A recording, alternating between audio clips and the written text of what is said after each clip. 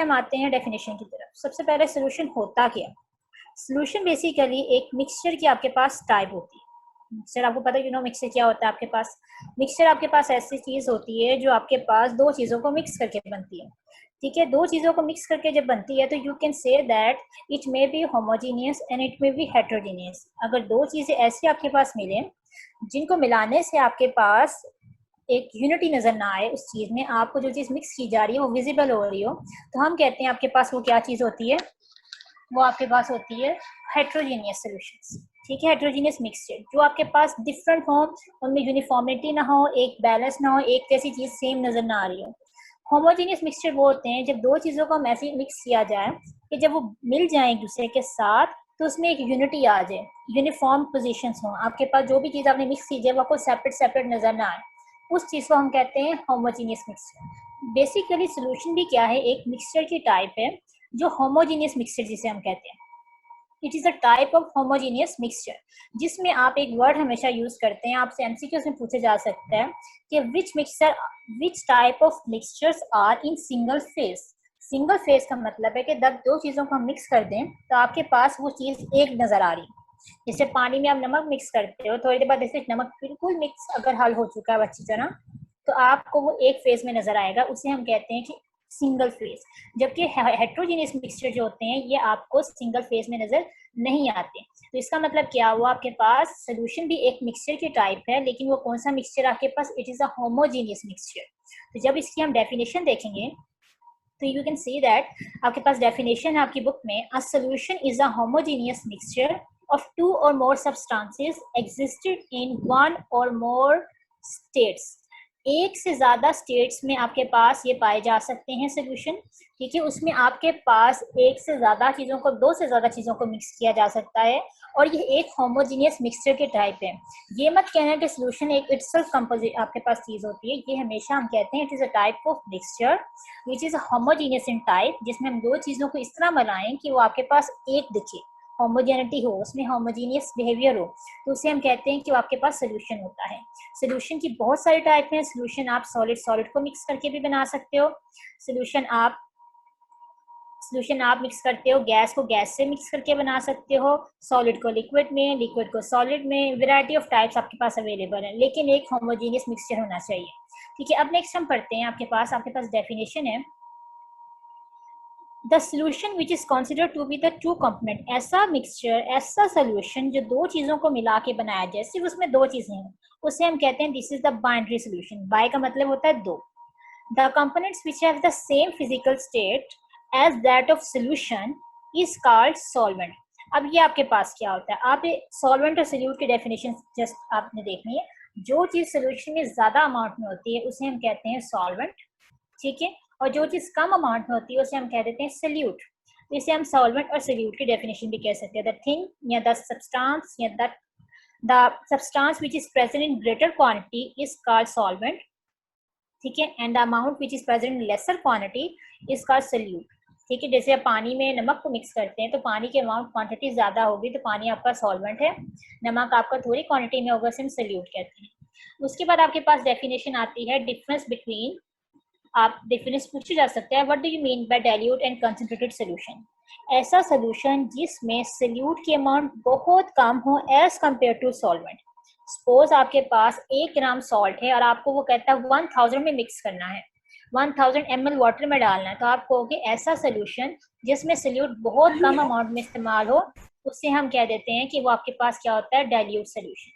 और ऐसा सोल्यूशन जिसमें आपके पास सॉल्वेंट की सोल्यूट की अमाउंट बढ़ा दी जाए एज कम्पेयर टू डाइल्यूट, आपको मैं ये कह सकती हूँ कि आपको 1 ग्राम की बजाय 10 ग्राम से सोल्यूशन बनाना है और सॉल्वेंट आपका उतना ही रहेगा, सॉल्वेंट नहीं बदलेगा, सॉल्वेंट आपका उतना ही है, लेकिन सोल्यूट की अमाउंट मैंने बढ़ा दी। तो मैं ऐसे कहूंगी कि अगर मैंने सोल्यूट की अमाउंट बढ़ा दी है एज कम्पेयर टू डाइल्यूट की निस्बत, तो उसे हम कहेंगे कंसंट्रेटेड सोल्यूशन।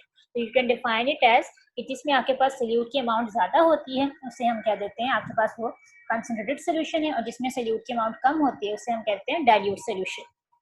ठीक है, उसके बाद आपके पास वेरियस टाइप ऑफ सोल्यूशन है ऑन द फैक्ट दैट किस तरह की चीजों को आप किस में मिक्स कर रहे हो।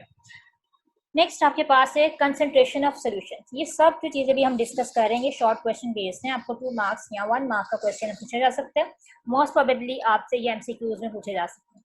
कंसंट्रेशन ऑफ सॉल्यूशन क्या होती है? कंसंट्रेशन ऑफ सॉल्यूशन अगर आप देखें तो कंसंट्रेशन का मतलब क्या होता है, सबसे पहले तो हम ये देखते हैं। कंसंट्रेशन का मतलब होता है जिसमें आप चीज़ों को मिक्स करते मेजर करते हो। इट्स अमाउंट मेजर करने के लिए इस्तेमाल किए जाते हैं।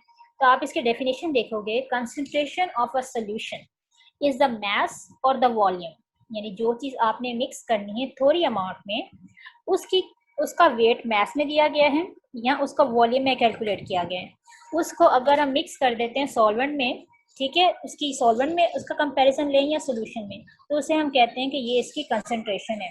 फॉर एग्जांपल आप 1 ग्राम सॉल्ट को मेजर करते हो और उसे 10 ml वाटर में डालते हो, तो हम उसका कंपैरिजन कहेंगे ये 1 ग्राम का सोल्यूशन बनाया गया 10 ml वाटर में। तो इसका मतलब कंसंट्रेशन क्या है, जो अमाउंट आपको सॉल्यूट की दी जाएगी उसको आपने मेजर्ड अमाउंट को मेजर्ड क्वांटिटी ऑफ सॉल्वेंट में या सोल्यूशन में मिक्स करना होता है, जिसको हम मेजर करते हुए क्या कहते हैं कि हम उसकी कंसंट्रेशन देख रहे हैं। Concentration of a solution is the mass or the volume of solute which is present to dissolve in solvent और सोल्यूशन। सॉल्वेंट और सोल्यूशन को हम कंपेयर करते हैं, चाहे सॉल्वेंट के साथ या पूरी अमाउंट सोल्यूशन के साथ, तो उसको हम कहते हैं कंसंट्रेशन ऑफ सोल्यूशन। अब आपकी स्क्रीन पे आपको नजर आ रहा होगा कि कंसंट्रेशन बेसिकली क्या, आपको किस तरह मेजर करते हैं। It is a strength of solution. ये आपके पास मोस्टली ये 4 तरीके जिसमें से मेजर किया जाता है। एक है mole fraction, molarity, molality, percentage. ये सबसे कॉमन तरीके हैं इसको मेजर करने के, जो हम बारी बारी सब एक देखेंगे। हमने सबके फार्मूलाज को याद करना है और आपने समझना है इसको, ठीक है। परसेंटेज आगे से 4 पार्ट्स में डिवाइड हो जाती है। परसेंटेज का मतलब होता है अगर आपका सल्यूट और सॉल्वेंट दोनों ही परसेंटेज में काउंट हो रहे हैं, मास और वॉल्यूम, एक चीज ग्राम में ले रहे हैं एक ml में ले रहे हैं, वॉल्यूम एंड मास, सल्यूट को वॉल्यूम में ले रहे हैं और सॉल्वेंट को मास में ले रहे हैं। वॉल्यूम एंड वॉल्यूम का मतलब है अगर आप दोनों चीजों को ही ml में वेट कर रहे हैं, तो ये सारी जो चीजें आपके पास आती हैं कैलकुलेट अमाउंट में, ये सारी हैं कंसंट्रेशन यूनिट्स।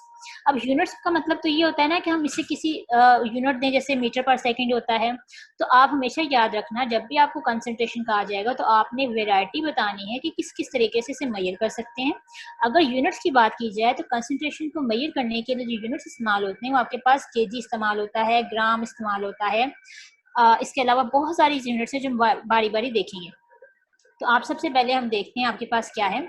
नेक्स्ट आपके पास स्लाइड में आएगा कि आपके जो सिलेबस में आपकी टॉपिक्स जो बुक में है उसमें आपके पास मेंशन्ड है कि परसेंटेज ऑफ सोल्यूशन, ये जो मैंने अभी बात की, वेट बाय वॉल्यूम, वेट और वॉल्यूम वॉल्यूम, यानी आपने सल्यूट को तो कंसीडर करना ही करना है, लेकिन आपके पास ये चॉइस होती है। आप चाहो तो उसको सॉल्वेंट से भी कंसीडर कर सकते हो, आप चाहो तो उसको कंसीडर कर सकते हो सोल्यूशन के साथ। तो इट्स अप टू यू कि आप किसके इसको कंपैरिजन किसके साथ कर रहे हैं। तो इसके लिए आपके पास क्या है, परसेंटेज सोल्यूशन में अगर सल्यूट का वेट लिया है ग्राम में तो सॉल्वेंट का भी ग्राम में ले रहे हैं, अगर सल्यूट का ग्राम में लिया है तो सोल्यूशन को भी ग्राम में ले रहे हैं। वाइस वर्सा सारे इसी तरह कैलकुलेट होते हैं। उसके बाद आपके पास आ जाता है परसेंटेज का वर्ड, जो हम जब भी यूज करते हैं इसका मतलब होता है उस चीज को, उस सोल्यूशन को हमने किस में डिवाइड कर दिया, इन 100। हम उसे हमेशा 100 पे डिवाइड करते हैं। तो परसेंटेज हमेशा जहाँ भी इस्तेमाल होगी इसका मतलब होगा हम उसका वॉल्यूम, उसके ग्राम्स हंड्रेड्स में कंपेयर कर रहे हैं। उसके बाद मोलैरिटी है, it is a number of moles of solute पर डेसीमीटर क्यूब। पर डेसीमीटर क्यूब का मतलब होता है कि इसका वॉल्यूम जो है वो डेसीमीटर क्यूब में लिया गया है। मोलैलिटी, ये अब कंपैरिजन आपके पास हमेशा पूछा जा सकता है, मोलैरिटी और मोलैलिटी में क्या फर्क है। अब आप जब मोलैरिटी टी वाले की बात करते हैं तो उसमें हम डेसीमीटर क्यूब में सॉल्यूशन को मेजर करते हैं। जब मोलैलिटी की बात करते हैं तो हम बाद में देखते हैं कि इसमें हम सल्यूट तो चेक कर रहे हैं, लेकिन यहाँ पे हम सोल्यूशन की बजाय सॉल्वेंट को मेजर करते हैं, ठीक है। तो अब ये देखो यहाँ पे सोल्यूशन है, यहाँ पे सॉल्वेंट है, और यहाँ पे जो डेसीमीटर क्यूब है उसके बजाय हम 1000 ग्राम्स कैलकुलेट करते हैं, यानी पर केजी। 1 केजी में 1000 ग्राम होते हैं, तो बाज़ जगह पे आपको 1000 ग्राम की जगह पर केजी का वर्ड भी लिखा हुआ मिल सकता है। फिर नॉर्मेलिटी, नॉर्मेलिटी बहुत कम इस्तेमाल किया जाता है लेकिन इसको बुक्स में रखा जाता है। नॉर्मेलिटी आपके पास क्या होती है, it's the number of gram equivalent. Gram equivalent क्या होते हैं आपके पास, ग्राम इक्वेलेंट आपके पास होते हैं जिसमें आप मेजर करते हैं, जैसे आपके पास कोई भी सॉल्ट की फॉर्म में कोई एसिड है, कोई बेस है, तो हम ये चेक करते हैं वो कितने आयंस दे सकता है, उसे हम ग्राम इक्विवेलेंट कहते हैं। तो ग्राम इक्विवेलेंट का मतलब आपके पास क्या है कि जब आपके पास क्या आ जाएगा, जब आपके पास जो आयंस की फॉर्म में कंपाउंड्स होंगे उसकी जब हम मेजरमेंट कर रहे होते हैं, तो आप उसको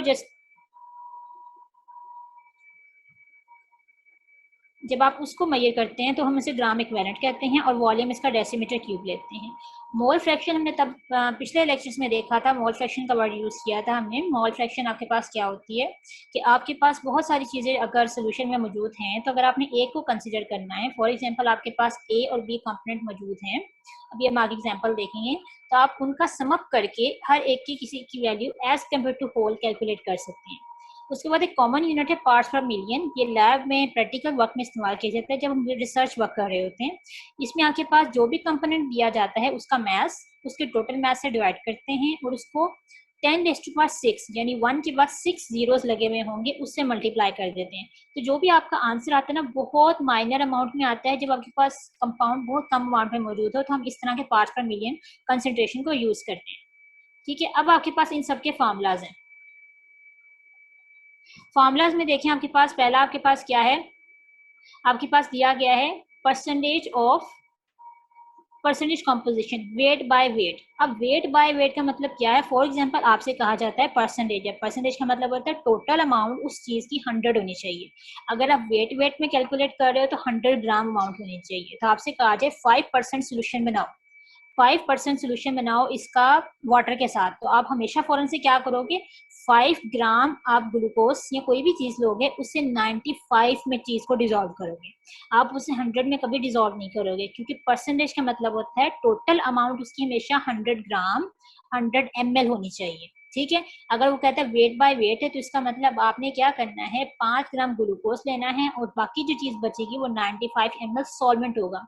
हो सकता है आपको कहते हैं ग्लूकोज को सॉल्ट से मिक्स करना है, तो 5 ग्राम आप ग्लूकोज ले लोगे, बाकी 95 सॉल्ट ले लोगे। फॉर एग्जाम्पल अगर आपके पास वेट बाय वॉल्यूम है तो इसका मतलब वॉल्यूम आपका उस बीकर का, उस कॉनिकल फ्लास्क का जिसमें आपने उसे रखा हुआ है वो 100 होना चाहिए। तो यहाँ पे अगर 5 ग्राम ऑफ ग्लूकोज है तो उसे आप 100 सेंटीमीटर क्यूब यानी कि 95 आप उसका 100 ml में डिजोल्व कर दोगे या 95 में डिजोल्व कर दोगे, तो आपका टोटल वॉल्यूम 100 होगा।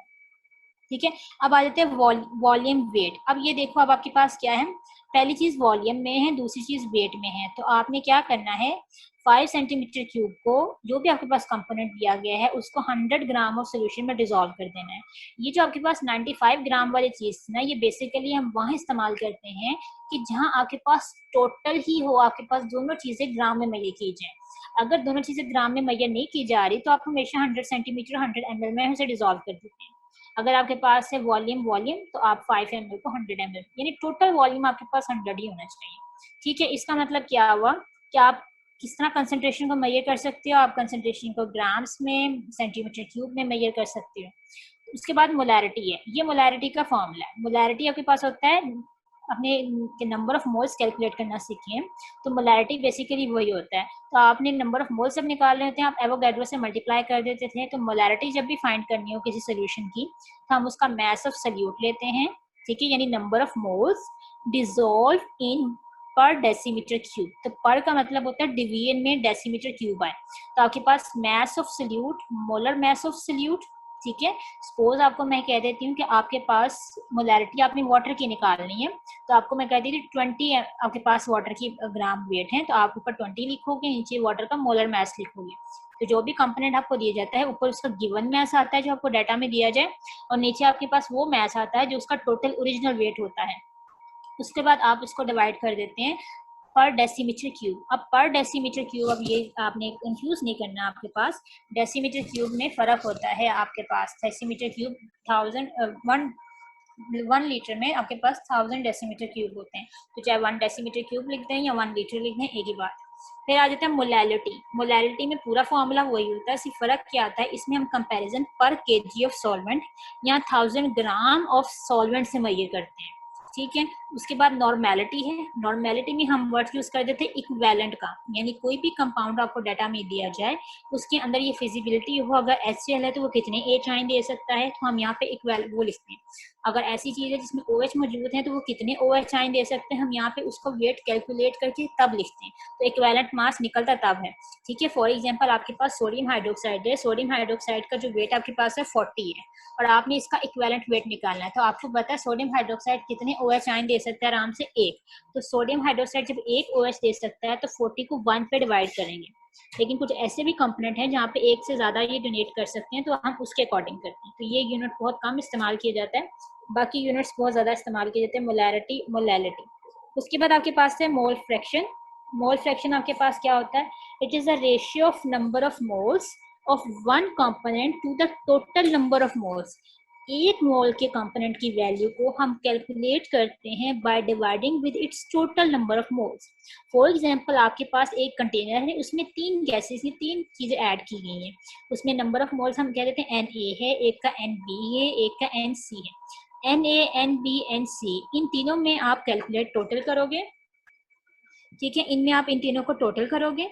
ठीक है, अगर आपसे कहा जी Na की वैल्यू निकालनी है एक्स ए कंपोनेंट की, तो आप Na को बाकी तीनों से डिवाइड कर दोगे। आपसे कहा जाता है बी की वैल्यू निकालनी है तो बी वाले को बाकी तीनों पर डिवाइड कर दोगे। आपसे कहा जाता है थर्ड वाले की निकालनी है तो Nc को 3 से डिवाइड कर दोगे। तो आपके पास मोल फ्रैक्शन आ जाते हैं। तो मोल फ्रैक्शन बहुत ज्यादा इस्तेमाल होगा आगे भी जाके, तो आपसे मोल फ्रैक्शन जब भी पूछें, मोल फ्रैक्शन का जब भी हम जितने मर्जी मोल फ्रैक्शन आपके पास आ जाए, जितने मर्जी कंपोनेंट आ जाए, हमेशा उनका जो सम होता है ना वो इक्वल टू यूनिटी होता है। ठीक है,